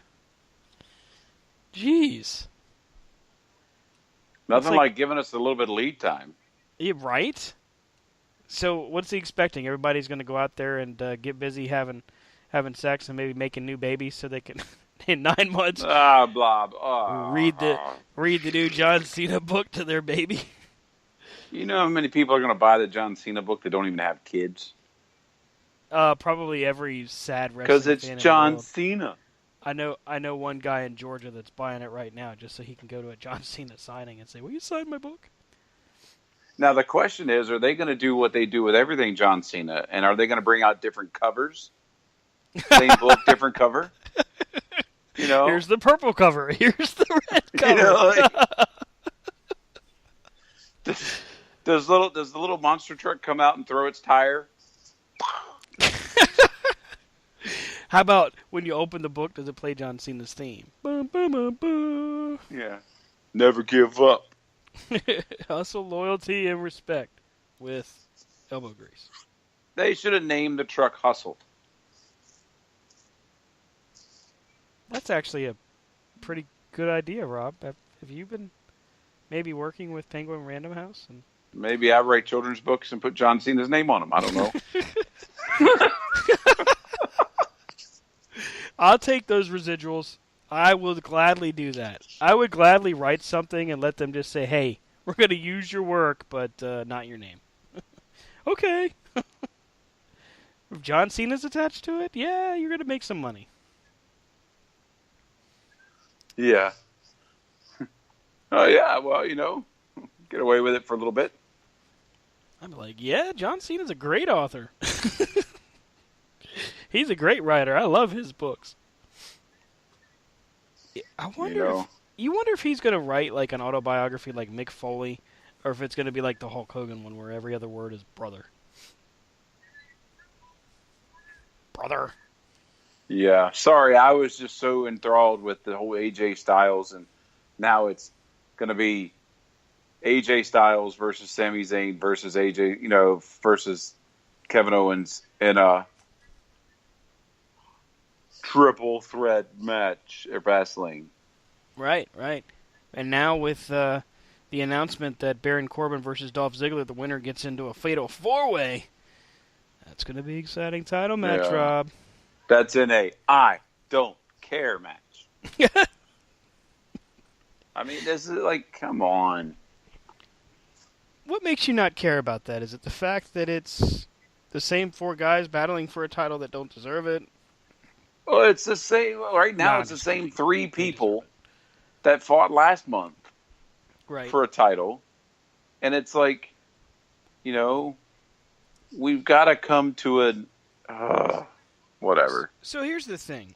Yeah, I joked and said they don't deserve it. And clearly, I mean, we're talking about top-notch talents. But in this situation with Kevin Owens, Sami Zayn, and AJ Styles, now you've got to you've got to build towards WrestleMania, and that's Nakamura versus AJ. Would you take the time to invest into putting a new face in there, or would you just kind of continue this out for another month just to fill in space? I mean, it's the world title. Right. There's always somebody. And it's just...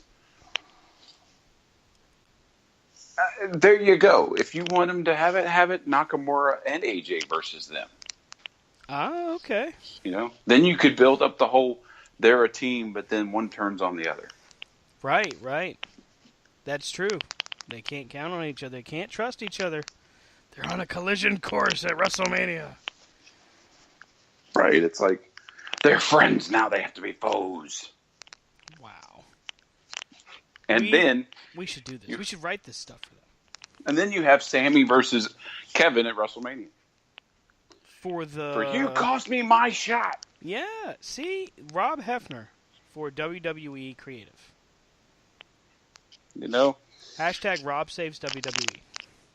Well, I mean, I've said in the past that we should have a show one night where we book our own road to WrestleMania. Man. Like, you take the roster that's today, and then you make what you would have as your road to WrestleMania with what you got. That's interesting. And you know, as fast as time is going by around us, the closer we get to WrestleMania, the more it would sound like sour grapes if we were to do it now.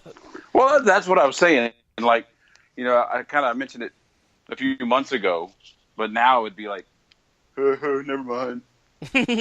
Oh yeah, this is what I would do. Yeah. Hey, congratulations to The Miz. He has now moved into second place as a superstar, holding the Intercontinental title for the longest amount of days in combined reigns.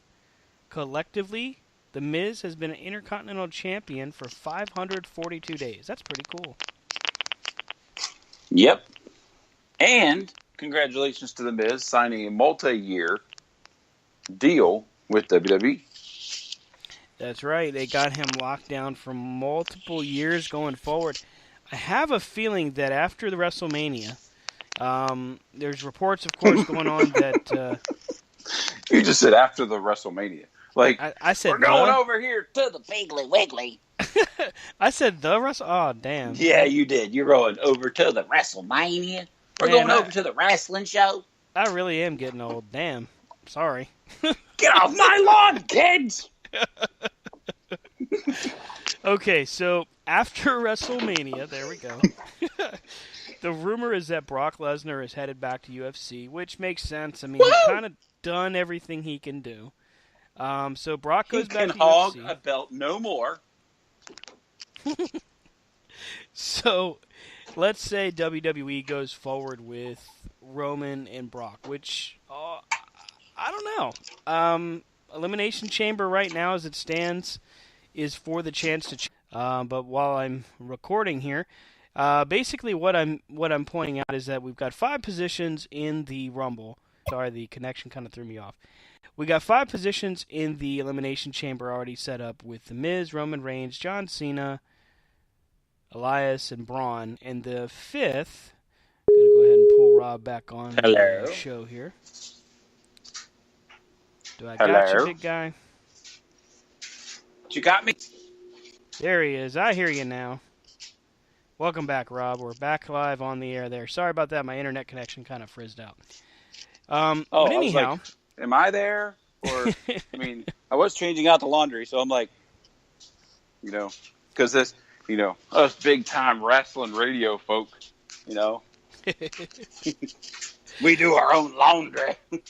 So what I was saying is we've got 5 positions already filled in the Elimination Chamber. You got Braun Strowman, you got Elias, you got The Miz, you got John Cena and Roman Reigns, and a second chance fatal 4-way, Apollo Crews, right. Matt Hardy, Bray Wyatt, and Finn Balor. Now, I think my pick is Finn Balor for that last spot, although the other 3 guys are very interesting. I think Bray Wyatt would be good, but if Bray Wyatt gets in, I think we're almost guaranteed to see Roman Reigns win.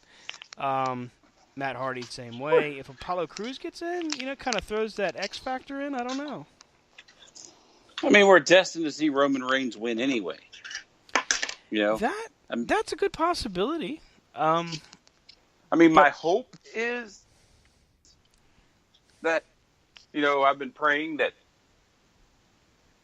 the people that have said that they leaked the WrestleMania card a year ago, I'm hoping and praying that we're wrong.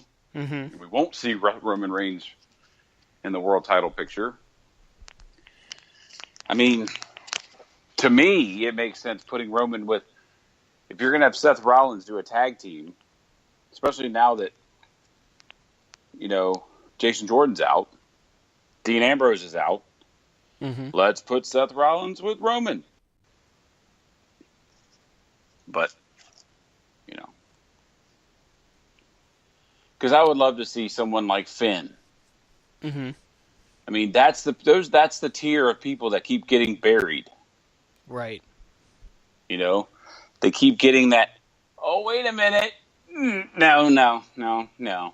You thought it was your time, but you best sit back down. Well, I think that, and this is the part where I kind of agree.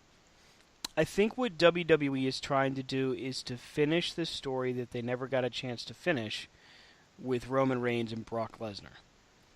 At the same time, when they close that book and move forward, then we get the door open. Okay, now you've given Roman Reigns that famous big rub, whatever you want to call it, and you're moved away from that. Now you've got, just like you said, you got Finn Balor in that tier. You've got Seth Rollins. You've got all of these different guys that now have an opportunity to make a much bigger impact in that situation. And I think it would really be a big part of what would make that successful.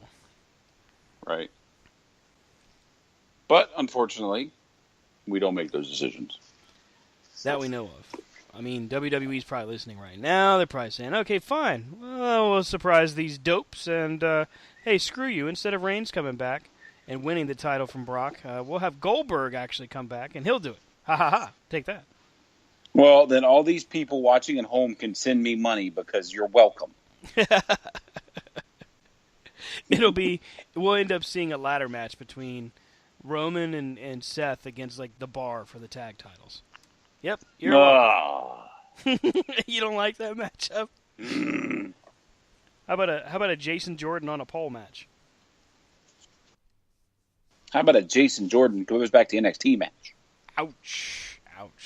Hey, I will say this. Jason Jordan did have successful surgery. As it was stated, it was non-invasive. So there is a slim chance that, or not non-invasive, minimally invasive, there's a slim chance he may actually be available to work a match against Seth Rollins at WrestleMania. Mm-hmm. Interesting. Hey. I mean, I'm not saying that match would suck. I think that match actually might be kind of good. And I say in typical WWE form, let's go ahead and make it a three-way. Put Dean in?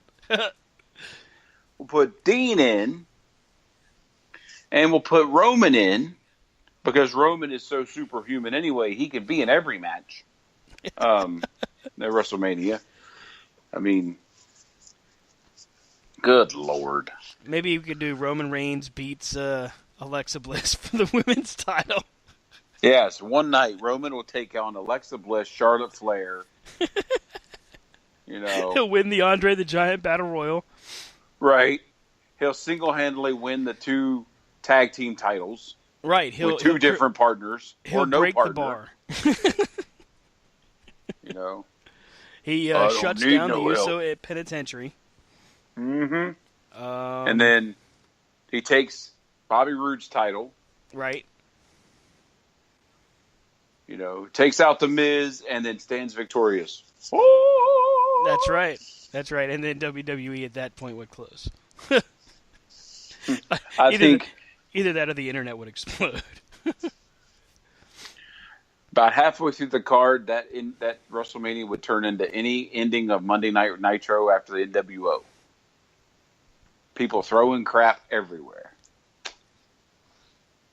I can tell you this. If that ending were to happen, Brian would have already broken his TV.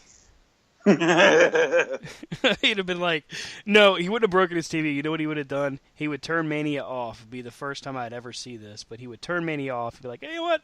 Let's turn on Wrestle Kingdom, because I think maybe we'll at least enjoy that better.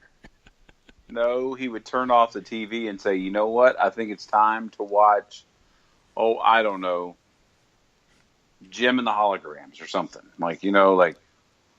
Wow. Just anything other than WrestleMania at that point. Huh. Okay. I was at least trying to keep it into a wrestling mindset, but maybe you're right. Maybe he would be so disgusted by it. You're talking about Brian. Brian would turn off WrestleMania to see Wrestle Kingdom any day. Well, that's true. That's a very fair point. I'm just saying maybe he would just be disgusted and be like, yeah, let's watch something better. Mm-hmm. I'm trying to keep it fair. Trying to keep it fair and balanced, I know I get accused by some that I'm not fair and balanced. I'm just trying to be balanced. You've always been tipsy. Whoa. Tipsy is not tipsy, really? You think so? I don't think so. Well, what have you been drinking all night? Water? Well, okay, fine. I've been drinking some wine. That's kind of messed up. You just, damn, you called me out. All right. I heard it every now and then. Gluk. Yeah, Gluk. There was a lot of it too. It was flowing. It's all gone now. What kind of wine? Red. I never pegged you to be a wine drinker. It's I can't for the life of me tell you exactly when it started, but yeah, I've become kind of a wine person. I don't know if that's good or bad, but I like red wine. You always seem to me you would always be the beer. The beer, the Dos Equis, the Guinness. Those kind of wine, beers, but yeah. Well, as long as it's not Zima, as long as we're not throwing me completely under the bus, that's good. I've never had a Zima. It's basically Sprite with alcohol, and you really can't taste the alcohol. So it's basically Sprite. You're welcome. I just saved you the trouble. You know how didn't it come back for a little while? Yeah, they brought it back last year, I think. Last summer, wasn't it?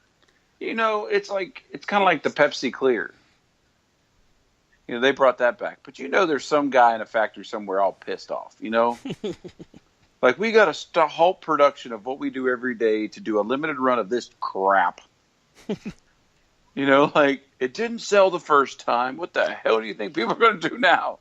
It's like you don't see Coca-Cola going, hey, let's bring back new Coke. New Coke, wow. I never thought we'd have a moment on Corner to Corner, ladies and gentlemen, where New Coke would make an appearance. Or Pepsi Clear, for that matter.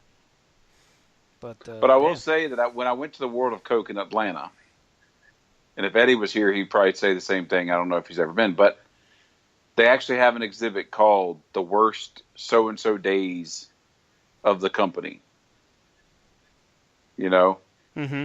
Of how they made this idea. They actually have the press conference, and then they have all of the backlash of how horrible it was and how dare they do it and blah, blah, blah. Oh, wow. Yeah. And New Coke was on there? Oh, yeah. What was so big about New Coke anyway? I remember it vaguely. Now we're just going Well, they changed the recipe. Oh. They changed the recipe, and it was supposed to be something that was, new and different, and it just, people like the way it was and don't change it. And that's why they changed it back. Right. When I want a drink that can take the corrosion off of the terminals of my car battery, damn it, I want a Coke. Mm-hmm. That's what I'm saying. But, sorry, let's go back to wrestling. Well, at least we're not talking about NASCAR. That'll really get us in trouble. Hey, cars did go around in circle today, so be careful what you wish for. Was Daytona today? Oh, that's next week. No. It was the Clash today. Uh-oh. Was there any cool news in the Clash? Brad Keselowski started last and finished first. That is a pretty good story. And Jimmy Johnson's wrecked the 7th year in a row now in the Clash. Jeez, maybe he should just stop racing in the Clash. After 7 years, it's kind of like you should take a hint. All right, it's just not for me. No more Clash. But all right, hey, getting back to wrestling from the dailystar.co.uk, comments from Braun Strowman in reference to the, you remember the altercation between he and Brock at the Royal Rumble? Yeah. So here's what Strowman said about the altercation. Anytime Brock and I are in the ring, it's very physical.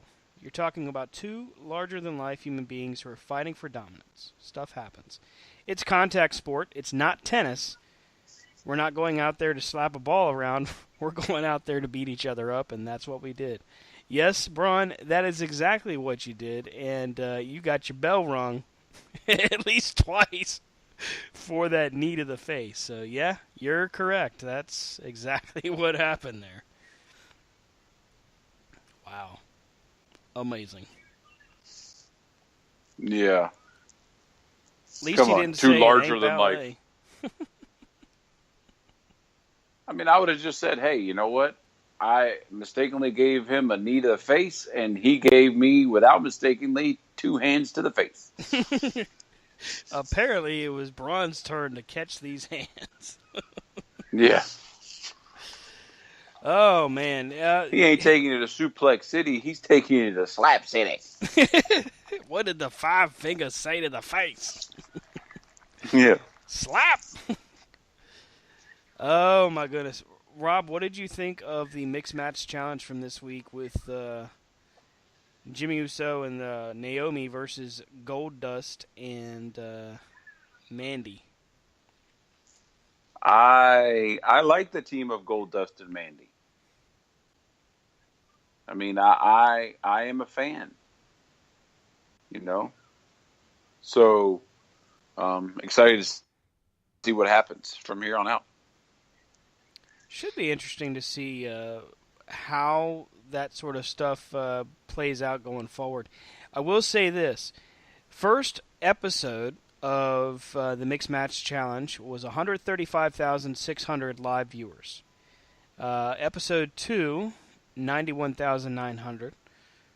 Now, the first one, of course, was Natalya and Shinsuke Nakamura versus Finn Balor and Sasha Banks. Episode 3, 62,400. And episode 4, that's Goldust and Mandy against Jimmy and Naomi, 77,700. So, their matchup drew an increase of numbers, so that's pretty good. Glad to see that. Gosh. Yeah. That's kind of numbers, though. That's almost like TNA numbers.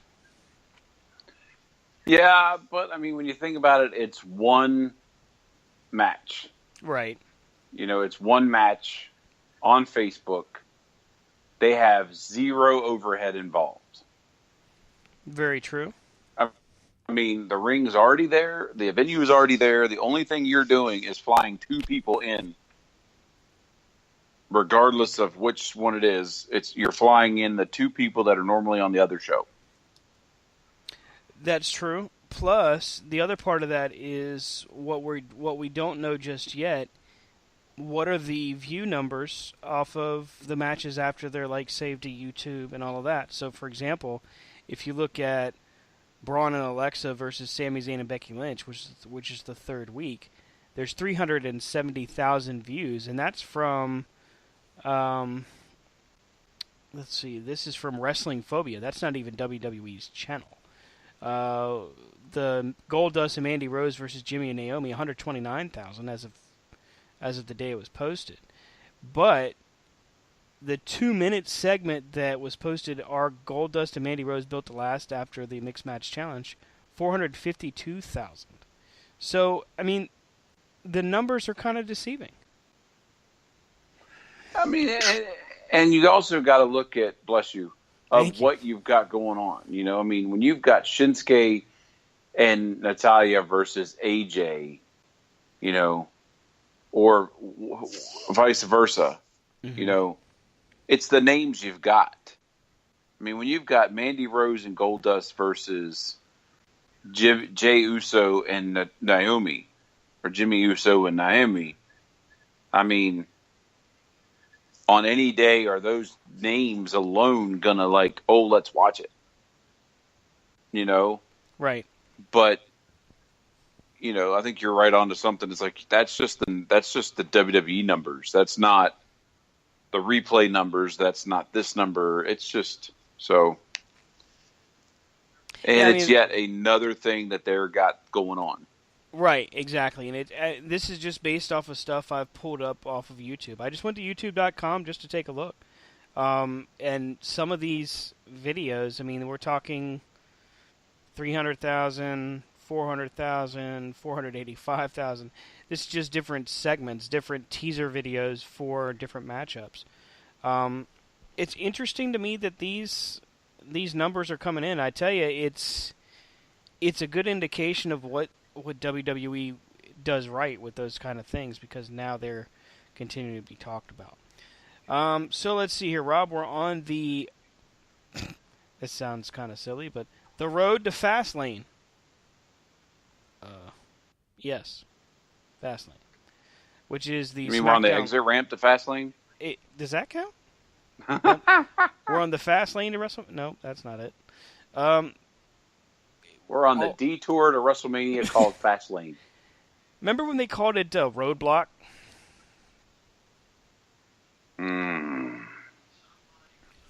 You know, I wonder how many like PAs have lost their jobs because they're sitting in a meeting and they're like, "We've got to come up with something cool." And one of them's like, "Hey, let's do the Great American Bash again." And someone's like, "No, that's overused. Let's do Roadblock." And then people are like, what? I mean, Roadblock's right up there with Sin. Yeah, the fateful last pay-per-view of WCW. Sin. And Greed. It's like, okay, Yeah. I guess we're just ignoring any other ideas. Let's just make it up as we go.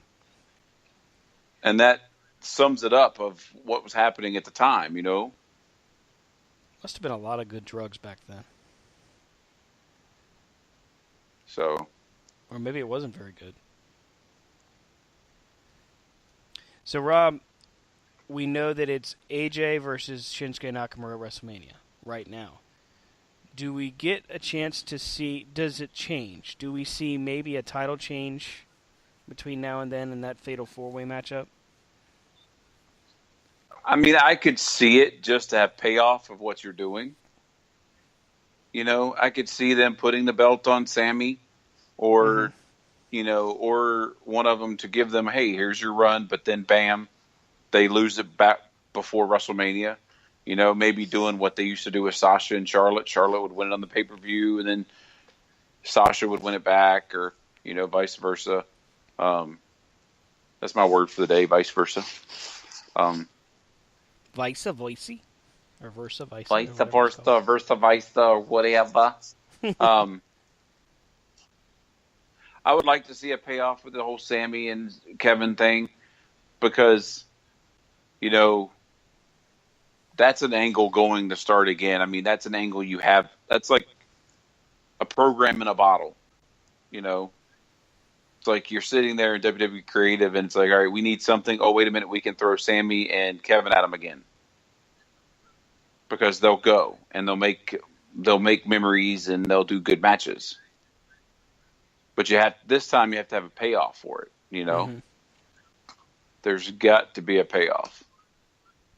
Especially because this fatal four-way for the title, this really lays down the groundwork for WrestleMania. Because with Kevin Owens and Sami Zayn, you've got to do something that either sets up for a matchup between the two or unites them so they can challenge for the tag titles. Because really that's all you can do with them. If you split them and don't do a matchup with them at WrestleMania, you've just missed a money-making opportunity. If you keep them together but you don't have them challenge for anything and you just have them take up space, well, what's the point of that?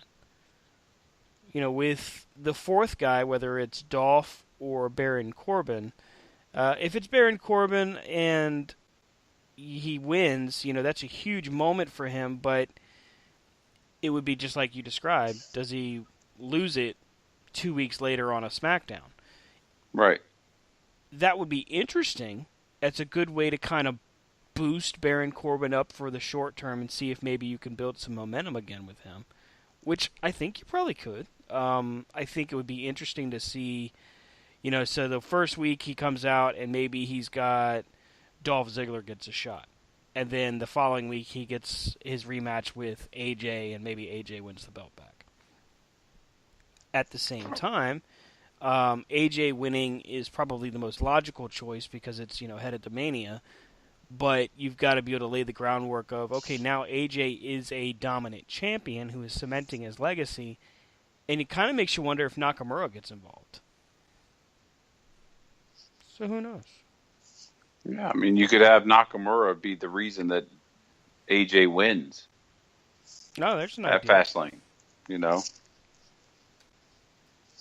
Or like you said, Nakamura could be the nemesis, the ha. You thought I was there for you, but right.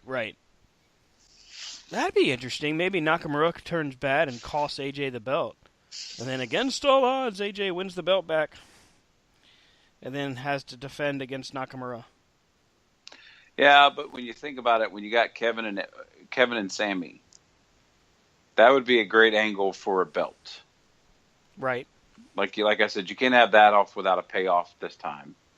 You can't give them the title and have them run a series before WrestleMania. But WWE's done that before, where they've changed things mid card. But Nakamura versus AJ should be for something. But now, before we get ready to start signing off and doing the social media stuff, I did catch wind today of an announcement that you farted. No. Oh, I thought you said catch wind. I didn't, Well, I'm glad that we could throw that out and there. you thought we were having a good discussion. So Rob's got to put the potty jokes in. New Japan Pro Wrestling has announced on March 25th in Long Island. Long Beach, not Long Island. I'm Long like, Coast, wait a minute. Long Beach, California, March 25th for their return to the United States. New Japan Pro Wrestling presents Strong Style Evolved. Rey Mysterio will be taking on Jushin Thunder Liger. What? That is going to be insane. I am pumped for that matchup. I want to see that match. That's going to be cool. Yes. Especially after seeing Ray come back. Right? And in as awesome shape as he was in. Right. I mean, come back in the form he's in. It's just like, wow. And Jushin Liger, I mean, he's always been a huge favorite of mine, but man, that's legend dream matchup right there. The last time they faced off was 1996 at WCW Starrcade. Wow. You know who refereed that match? I just saw a still shot of this. Mark Curtis, your favorite referee. Brian Hildebrand. May he rest in peace. Yeah. My two favorites, him and Randy Anderson. Yep. Pee Wee Anderson. Randy Pee Wee Anderson. Never understood why they called him Pee Wee. And he passed away too, didn't he? Yeah, he sadly he passed away after a battle with cancer. Man. I remember I brought because remember when we went to Starrcade or whatever, I took a sign? Yep. The Pee Wee Anderson fan club. I do remember that. There's man, it's one of those situations where you don't get a lot of referees that stand out anymore. I mean, there's Charles Robinson, Little H, Mike Chioda, I guess, today, and that's kind of it because they don't really even tell you the names of the referees anymore. Remember they used to announce the names of the referees? Like Jim Ross would always tell you who was presiding over the matchup. Yeah, Randy Anderson, let's see here, had cancer during WCW's major run. He died at 42 in 2002. Yeah, and so, I mean, it's just... And you used to always have, remember the Hebners? You always had your senior refs. Your senior refs were always the one who had the title matches. Somebody posted on Facebook, and I apologize, I have forgotten the Facebook page that posted it. Somebody posted on Facebook the matchup between Hogan and Andre from Saturday night's main event, where you saw Dave Hebner and Earl Hebner on TV for the first time together. that was a cool moment in WWF history. Mm-hmm. And we got to see that man not long ago. That's right. We saw him at the most recent UCW Defiance in Ashland, Virginia. UCW Defiance. That's right. That's right. Now, I will point out that another episode of Defiance will be airing very soon on twitch.tv. We will have it available through, of course, YouTube. We'll make it available there, and we'll make it available on some other platforms. We're looking to continue to upload it to a few different spots, and UCW Radio will, of course, be returning following the broadcast of the next episode of Defiance once it airs. So what we'll do is we'll still do it on we'll probably record it ahead of time just to set it up and talk about the matches that we saw there. But there's a lot to be coming up soon with UCW, so please stay tuned. UCWforever.com and at UCWforever on their Twitter. But Rob, I believe we have come to that time of evening where it's time for us to wrap things up and put a nice, neat little bow on it. What do you think? Well, you always got to put a bow on it. I don't like putting bows on stuff.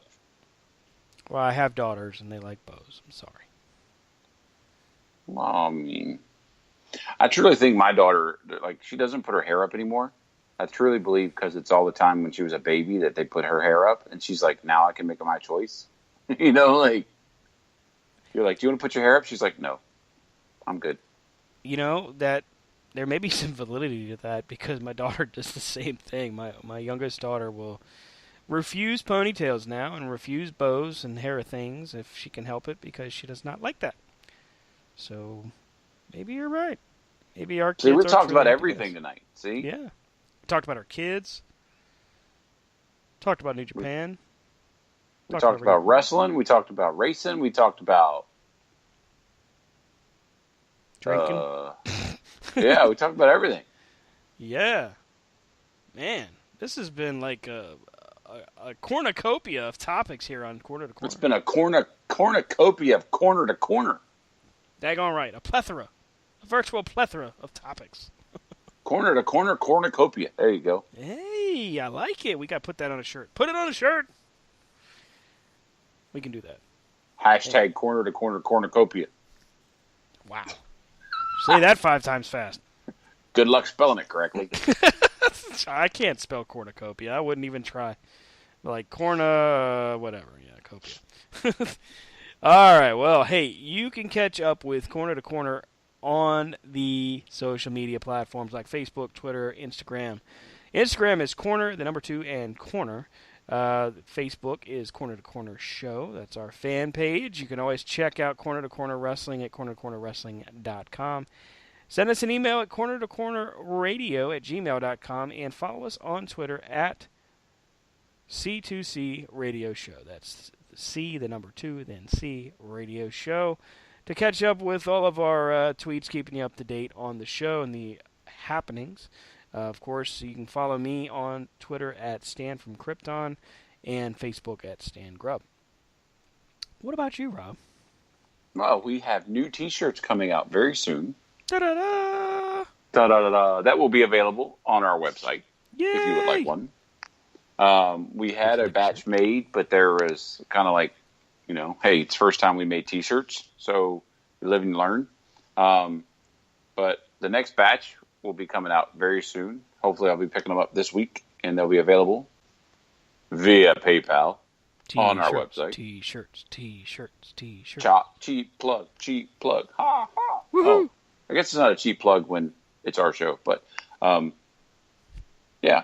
You can find me at Rob Hefner on C2C on Facebook. You can find me at Rob Hefner at Rob Hefner on Facebook. At Rob Hefner C2C on the Twitter. RDHUWP on the Instagram. And yeah, that's it. You can find Brian at STRCP 21 on 21 on the Facebook, right? Twitter. Professor Dickweed on the Twitter. Oh, wow. At Brian Taylor on Facebook. Right, and he has an Instagram, but we're not invited. That's my understanding of that. His Instagram page is not for you. Exactly. No and then. All right, well, thanks again for everybody for listening. We definitely appreciate it. Hey, feel free to send us any concerns, compliments, whatever you want to send us. We'll be happy to hear them and even read them out on the air if you'd like. We will be back next week with more corner-to-corner goodness just for you. But feel free to check us out through iTunes for the downloads. We will be broadcast in replay format through beyondringside.com and prowrestlingradio.net. Get well soon, Eddie. Hope your toe feels better. And, hey, before we go, I want to send a very special shout-out to one Matt Denton. Matt Denton, if you're not familiar, is a former board op for TNT Radio, Pro Wrestling Radio 24/7, PWW247.com, for This Very Ring, for Corner to Corner, not for Corner to Corner, for Wrestle Rage briefly, for Shoot Finish, for just a number of different internet wrestling radio, 3 Girls 1D. It's a great show, but very funny. Keep going. You're making it worse. I know, right? Anyway, Matt's been in the hospital per the social media, per Twitter, and Matt, man, if you're listening, or if maybe a friend of yours that's near you is listening, just want to say get well soon, and I hope to God that if there's anything that we can do for you, whether it's here on the air or just individually, you can catch up and let me know, and we'll do whatever we can to help you out, buddy. But hope you get well soon and get home safe. That's going to do it for Corner to Corner this evening. Y'all have a great night, and we will see you next time. Good night, everybody. That was dumb. It's not dumb. You're dumb. You're like, good night, everybody. You were all professional. Like, hey.